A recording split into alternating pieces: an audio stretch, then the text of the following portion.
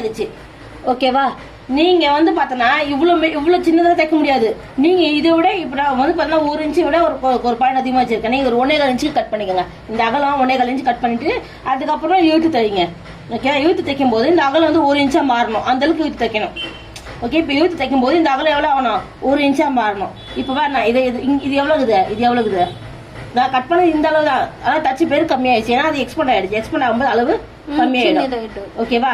So இந்த மாதிரி வச்சிருக்கேன். நீங்க இதுக்கப்புறம் ஒரே பல்பிங் தான் நான் சொல்றேன். இந்த பல்பிங் மட்டும் ட்ரை பண்ணுங்க. வர இந்த பல்பிட்டு போவாதீங்க. ஃபர்ஸ்ட் இந்த மாதிரி அட்டாச் பண்ணிடுங்க. கொஞ்சம் இழுத்து தச்சிருங்க. இந்த வச்சிருக்கேன்னா 4 இன்ச்சுக்கு பிடிச்சிருக்கேன். ஓகேவா? கீழே துணி ஈவனா தாங்க இது. எதுவுமே ஏற்ற இருக்குமா இல்லை பாரு. பைப்பிங் துணி இந்த பக்கம் தெரியக்கூடாது. நான் புடவு துணி இந்த பக்கம் தெரியக்கூடாது. ரெண்டுமே ஈவனா வச்சு தான் தச்சிருக்கேன். ஓகேவா? இப்போ ஃபர்ஸ்ட் என்ன பண்ணுங்க, டபுள் ஃபோல்டிங் பண்ணாதீங்க. பல்பிங் தான். டபுள் ஃபோல்டிங் பண்ணாம சிங்கிள் ஃபோல்டிங் மட்டும் அதோ நீட்டுக்கும் இப்படி மடிச்சு இவ்வளோ பட்டை இவ்வளோ பட்டை வச்சு ஃபர்ஸ்ட் என்ன பண்ணுங்க, இந்த நீட்டுக்கும் ஒரே ஒரு ஃபோல்டிங் தான். இங்க தையல் போடுங்க. இந்த நீட்டுக்கும் மடிச்சு தையல் போட்டு வந்துருங்க. ஓகேவா? ஃபர்ஸ்ட் ஒரே ஒரு ஃபோல்டிங் இதோ அப்படி போடும்போது இது உங்களுக்கு மடிக்க வரணும்னா இந்த இடம் இதோ இந்த புடவை துணி இருக்கு இல்லையா, இந்த இடம் கொஞ்சம் இழுத்தீங்கன்னா கொஞ்சம் மடிக்க வரும். இப்போ